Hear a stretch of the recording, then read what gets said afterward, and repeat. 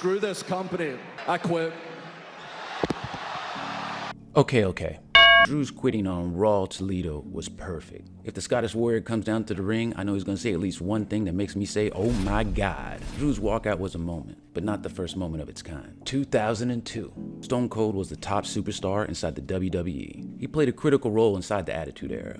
But at this time, Austin was unhappy with some of the creative decisions and directions by the company. The final straw was when Austin was told he'd have to lose a match to Brock Lesnar instead of a King of the Ring qualifier. Not a pay-per-view, no build-up, no promos. Austin felt that this booking decision was a mistake. So the night of the match, Austin just didn't show up. The owner of the company at the time, Vince McMahon, publicly addressed this decision, criticizing him, saying he's going to take his ball and go home. In 2003, Austin returned to the WWE, and the two sides reconciled.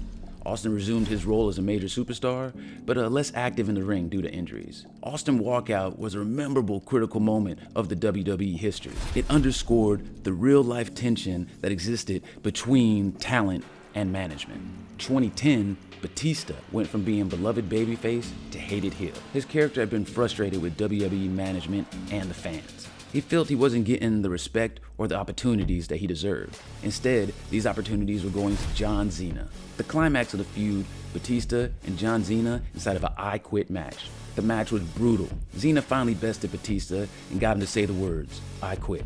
On the following episode of Raw, Batista comes down to the ring inside of a wheelchair to address the fans and to let them know that he's going to be leaving the WWE. Now, this was all in storyline, but in real time, in real life, Batista was also feeling the pull of Hollywood, where he would go on to join the Marvel Universe and become a pretty good actor. Also in 2010, John Cena was forced to quit. He was the guest referee inside of a championship match between Wade Barrett and Randy Orton. The stipulation was that if Barrett wins, Cena gets to be freed from the Nexus, a group that he was forced to join. And if Randy wins, well, then Cena be forced to quit. Cena, being the babyface that he is, he calls the match down the middle, straight fair, and therefore is forced to quit. Dolph Ziggler quitting in 2017 is an odd one. Dolph Ziggler had this character that was the best in the business, or at least in the ring, and felt like nobody was up to his level. So even with the United States Championship, he goes down to the ring, he cuts a promo, where at the end of the promo, he just drops the belt in the middle of the ring, leaves it,